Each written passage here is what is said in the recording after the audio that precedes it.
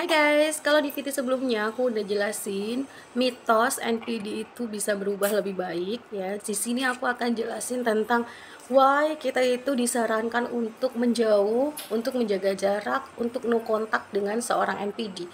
Apalagi kalau relasinya pasangan ya. Rumit sekali apalagi kalau udah ada anak gitu.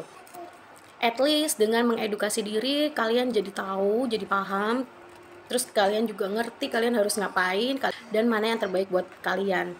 Semakin kalian ini kontak dan berelasi terus-menerus dengan seorang narsisis, maka kalian harus menerima kenyataan bahwa kalian itu akan terus termanipulasi, terus dibohongi, terus di-abuse, terus di-gaslighting, di-projection, terus di-love bombing, dan siklus hubungan narsisis itu akan terulang terus-menerus selama kalian tetap berelasi. Nah, keadaan yang terus-menerus terulang ini akan menyebabkan semakin kuatnya yang namanya trauma bonding yang kalian alami dan menyebabkan kalian akan semakin susah untuk melepaskan diri. Sehingga ikatan toksiknya itu makin menjadi-jadi. Nah, jika kalian masih mau berelasi dengan seorang NPD, sesuai dengan video aku yang sebelumnya, kalian harus bisa membenahi 4 hal di otak seorang pasangan kalian yang NPD tersebut. Sedangkan itu di luar kendali kita sebagai manusia, dan hal ini hanya akan membuang-buang waktu kita. Yang ada justru dampaknya kepada korban yang berelasi dengan seorang NPD adalah mengidap yang namanya PTSD. Aku suka banget sama kata-kata yang ditulis di bukunya Anna Anbersal tentang Unsecret Narcissist. Dia bilang begini, cinta memang powerful, tapi cinta tak bisa menjadi keajaiban dalam mengubah tatanan kelainan otak yang memang sudah tersusun berbeda dari orang normal.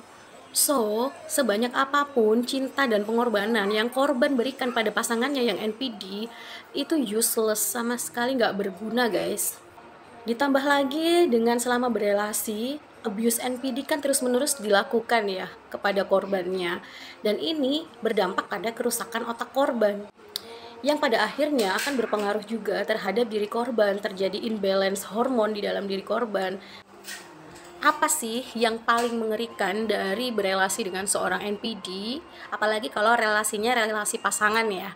Kalau pada orang normal, kalau ada dua orang normal lawan jenis itu bertemu, maka yang terjadi adalah di dalam otak mereka itu mengeluarkan hormon cinta, terjadi chemical effect ya di dalam otak mereka, yakni bagian otaknya mengeluarkan yang namanya hormon oksitosin, hormon cinta atau hormon bonding, yang gejalanya adalah jantung berdebar-debar, kemudian rasa nyaman, rasa excited saat ketemu, perasaan tenang dan tentram saat kita berada bersama dengan pasangan kita. Yang kemudian seiring berjalannya waktu, relasi ini semakin intim, semakin tercipta bonding ya, ikatan antara dua lawan jenis ini.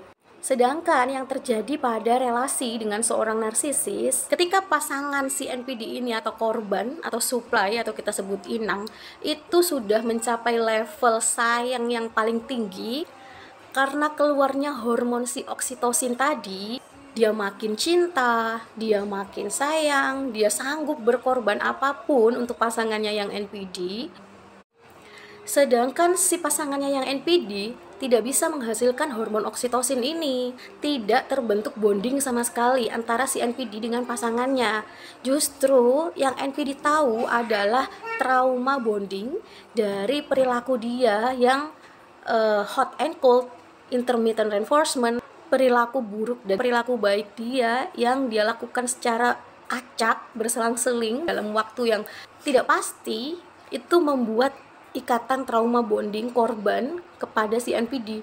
Jadi guys, dalam relasi narsisis itu hormon bonding itu nggak terbentuk, digantikan oleh yang namanya trauma bonding.